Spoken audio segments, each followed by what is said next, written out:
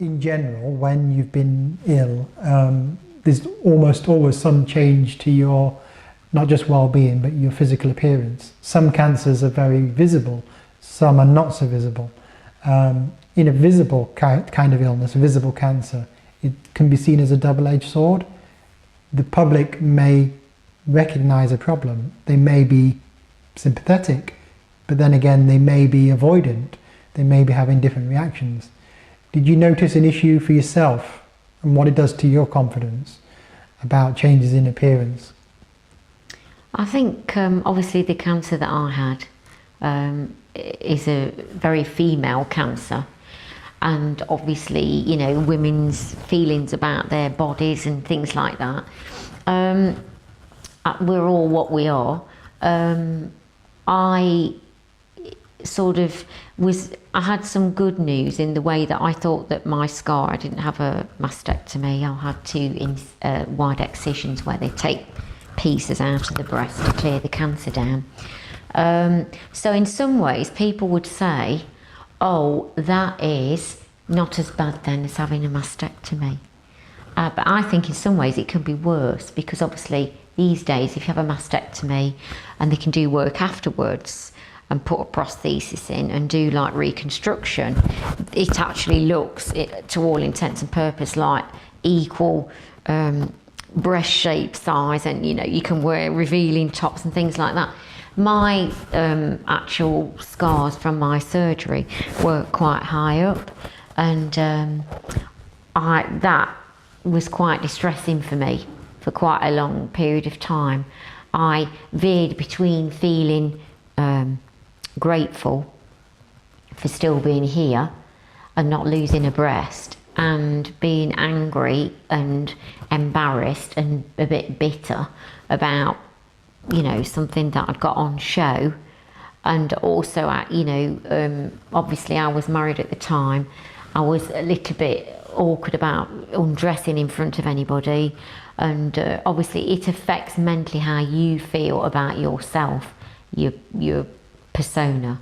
And I think there's not much said about that when women have the breast cancer. They'll talk about it themselves, and I think that maybe they'll talk about it with nurses, but clinicians certainly never talk about it. You know, I think it's afterwards those types of issues come in. I found myself that I wouldn't go anywhere for some time where there were big mirrors, and I found that the types of clothes that I was buying, although to some extent I've got something on like it today, but I've moved on from that mentally, emotionally, I have to say now, and it does happen, it does come with time. I used to cover myself up quite a lot up here, you know, and wear baggy things, because I just, perhaps even people didn't notice that, but I felt like that.